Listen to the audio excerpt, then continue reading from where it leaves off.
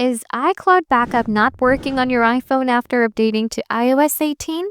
No need to worry. In this video, I'll show how you can fix iCloud backup not working on your iPhone. So without wasting any time, let's jump right into the solutions.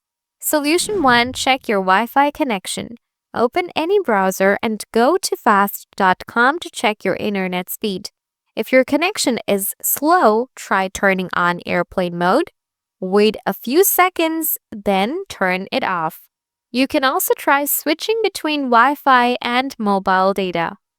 Also, try moving closer to your Wi-Fi router to improve the connection. Solution 2. Check for restrictions. Open Settings on your iPhone, scroll down, and tap Screen Time. Scroll down, tap Content and Privacy Restrictions. Scroll down, then tap on Accounts from Allow Changes to Section, and select Allow.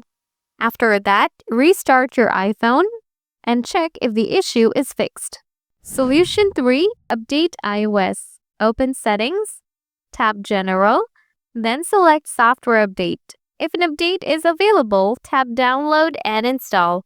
iOS updates often contain fixes that can resolve verification errors. Solution 4. Reset network settings. Open Settings and go to General. Scroll down and tap Transfer or Reset iPhone.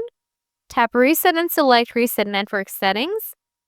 Then enter your passcode and tap on Reset network settings again. After that, the issue should be gone. So guys, that's how you fix iCloud backup not working on iPhone on iOS 18. If the video helped you solve this issue, don't forget to hit the like button.